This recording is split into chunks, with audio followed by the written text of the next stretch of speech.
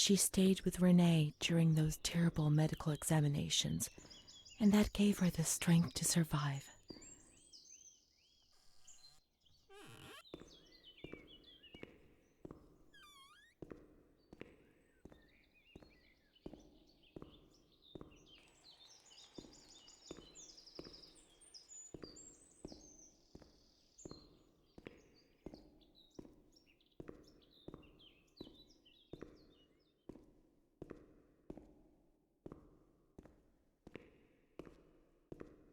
They went to the gynecology ward on the upper floor.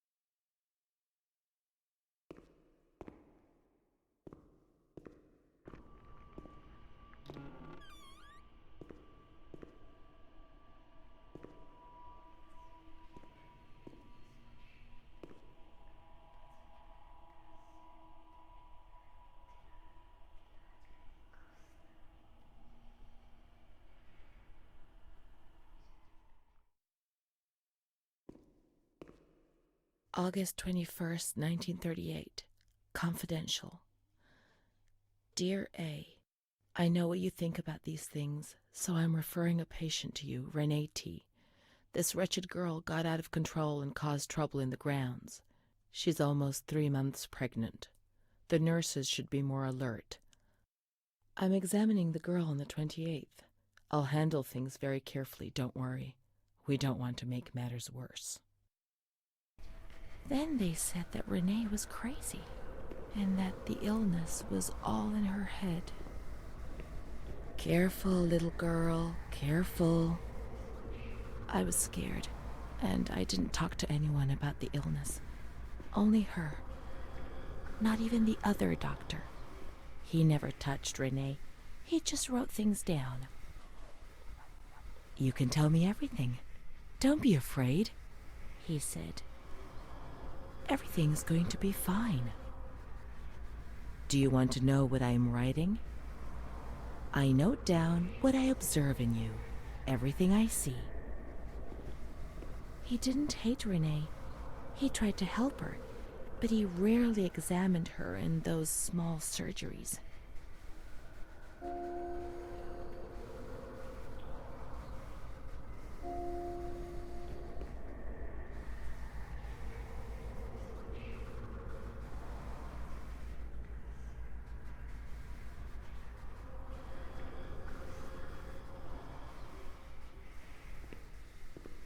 The doctor who wrote things down was in Surgery C.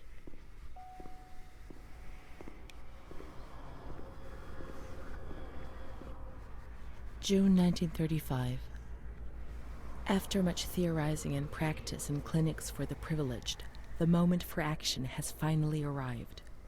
Volterra is the right place. It's an avant-garde hospital, the perfect place for a doctor who really wants to make a difference. November 20th.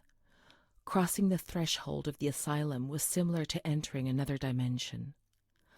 A world of smells, noises, and images which it is almost impossible to imagine, describe, or explain. August 1936.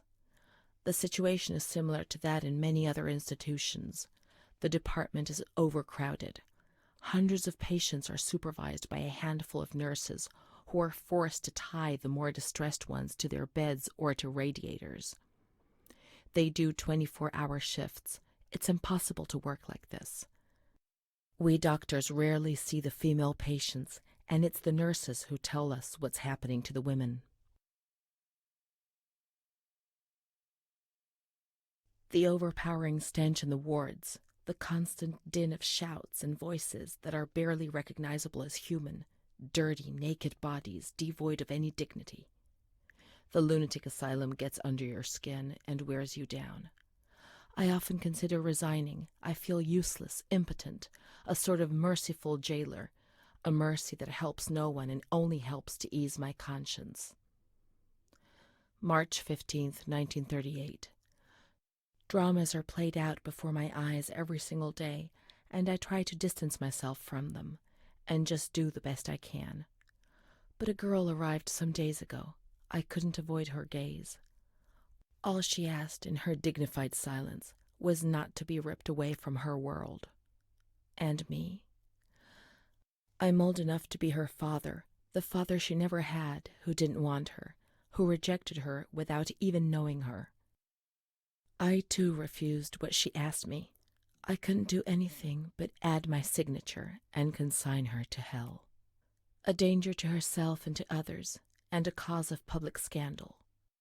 This was what was written on the accompanying note from the police headquarters. It was difficult not to agree with it. How much more violence must this poor girl be subjected to? Her gaze is so intense, so far removed from the carefree nature which should be the joyous hallmark of her age. I cried myself to sleep in my solitude. I kept thinking about those sad and frightened eyes staring at me.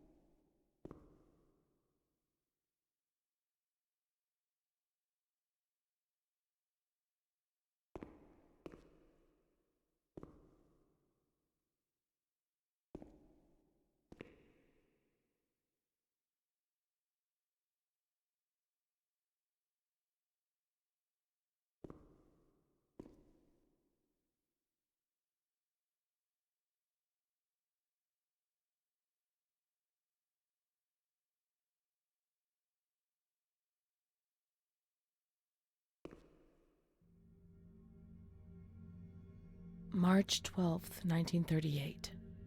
René T, 16 years old. Menstruation at age 12. Housewife. Father unknown. Mother a seamstress. Admitted in observation yesterday morning from Pontedera, accompanied by a police officer authorized by the examining magistrate of the Court of Pisa to be admitted for a psychiatric evaluation, which I have carried out. Medical certificate. Mental illness preceded by warning signs. Has suffered from depression for a year, believing she had tuberculosis. Food deprivation. We can't read this document. It is forbidden. We mustn't. If they find out, there will be trouble.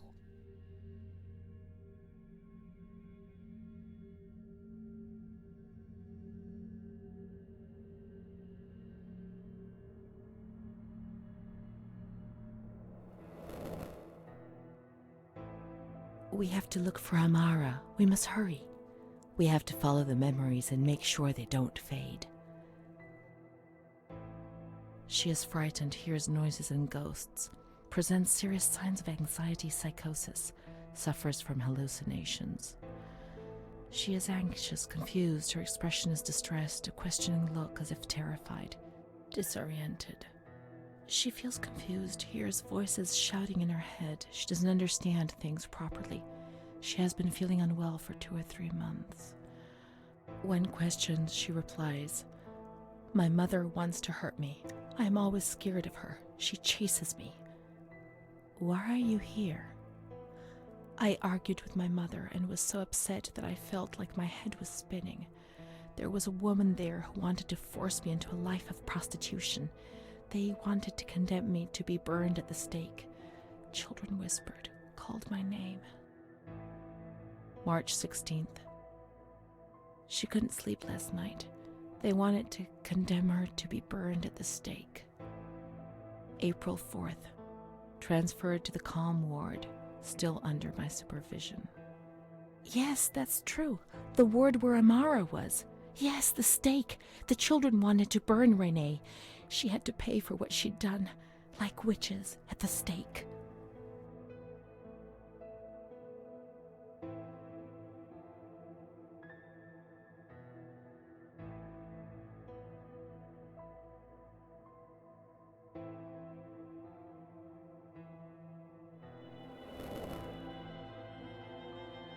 April 21st.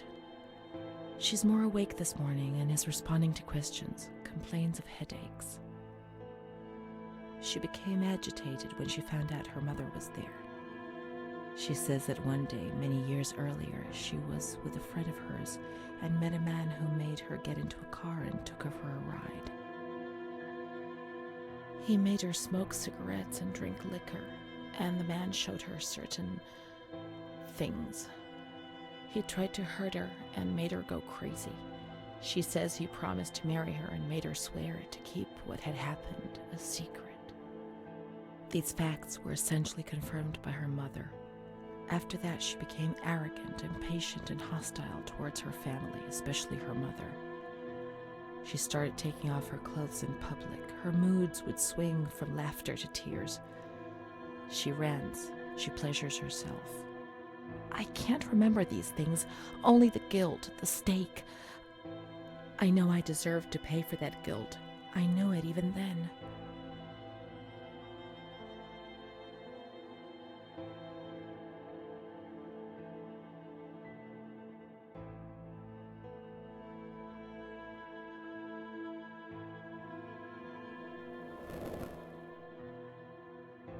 She was uncooperative during the examination. She didn't want to be stripped and her body remained rigid. Voluntary attention almost totally absent. Probable hallucinations. April 25th. Confused ideas, unable to maintain a spontaneous conversation. Reflexes all normal. Reactive pupils. Let's find Amara, and we'll find the full medical records.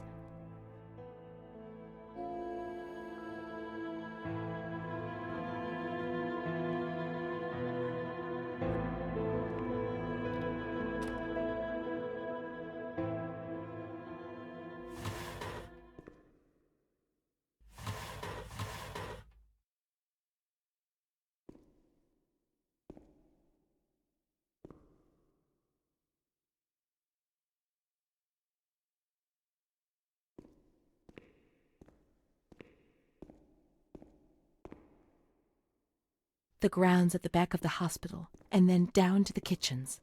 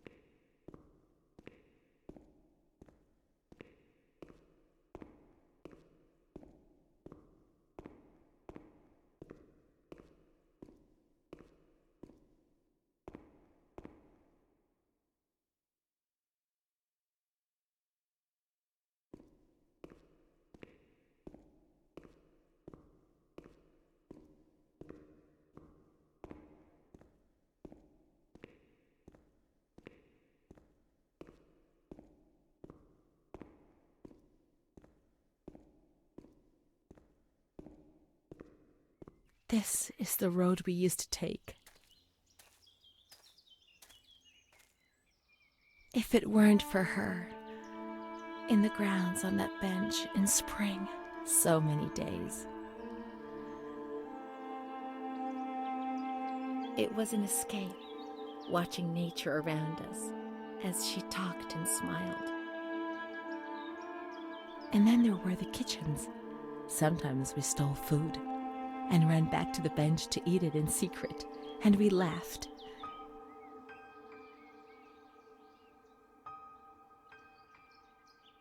She did things to me. Sometimes she touched me. In the shower, I felt her body against mine for the first time. It was a shiver that warmed my soul. Eyes closed, the light slipped away.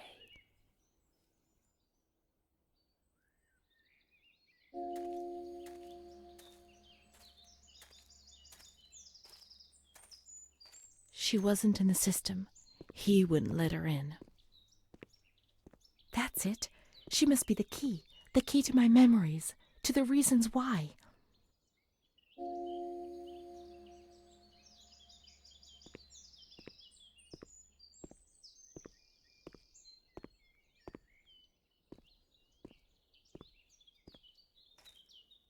Nature helped me to forget, to escape from the system.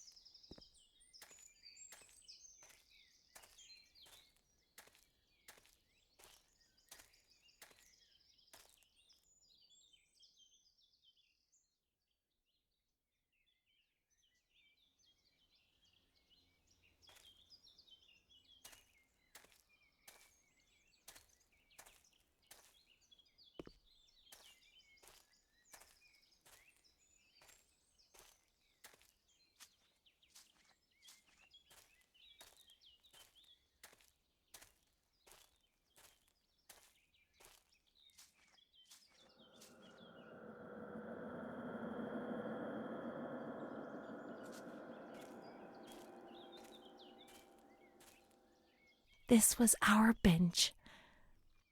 We often went to the kitchens. She sometimes went on her own when things were going well.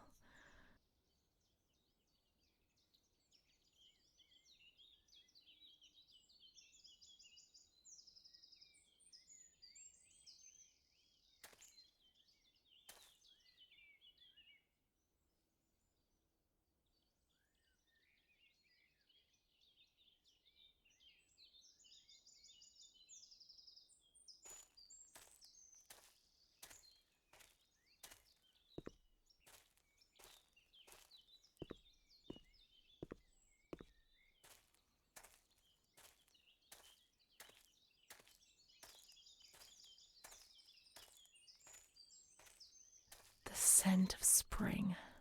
The land of light was far away, and we spent the days chatting on the stone benches.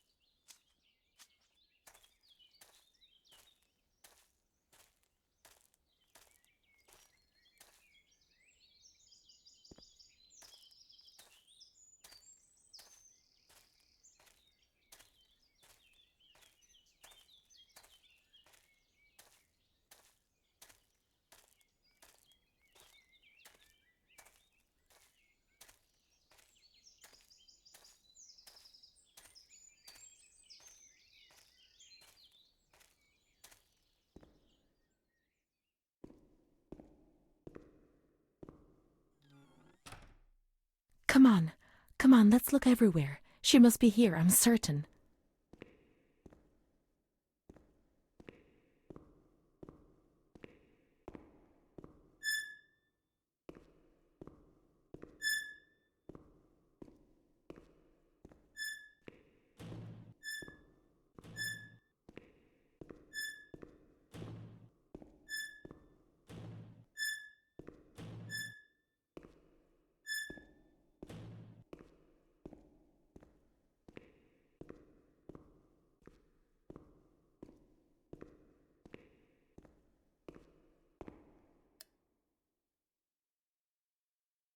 Keep looking. We mustn't give up.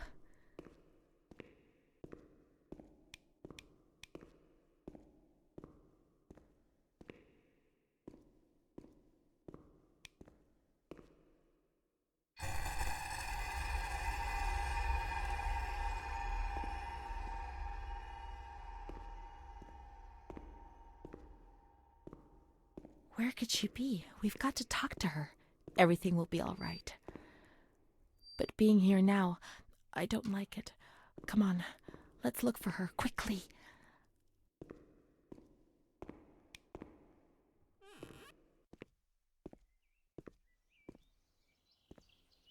We can't stay in here too long. They'll find us. When they found us... Come on, hurry. We've got to find her quickly. We've got to get out of here. They'll find us. But not now. Not yet. Amara's not here. Maybe she's in the showers. We can find her there. The water was often cold. When it was cold, we ran away. But when it was hot, then she came to René under that cruel white light. I can still feel the shivers her body gave me. Everything must return to how it was. If we recreate that magic, she'll come to us.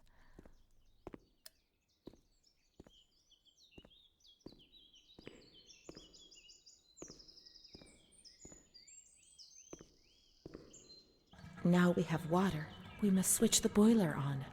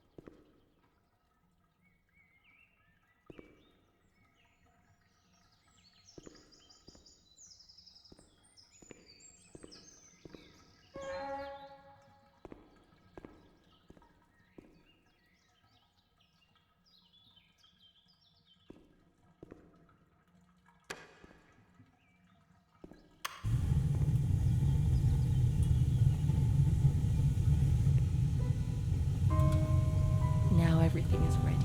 We can go to the bathrooms. We can go along that narrow corridor in the kitchens. We'll meet her in the showers, yes.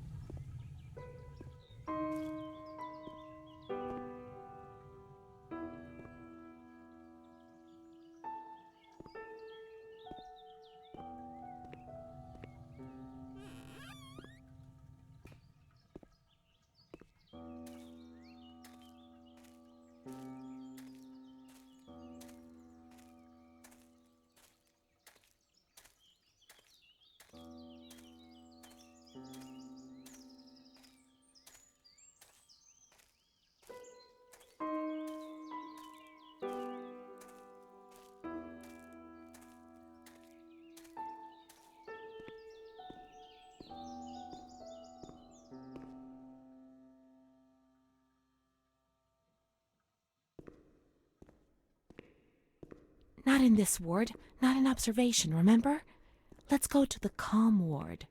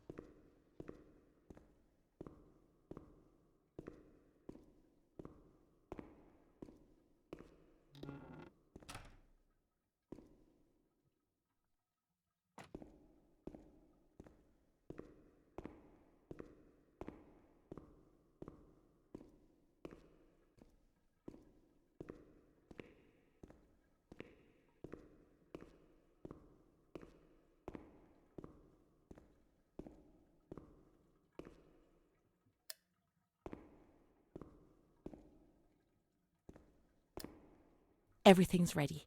Let's get undressed and leave our clothes on the hooks in the changing rooms.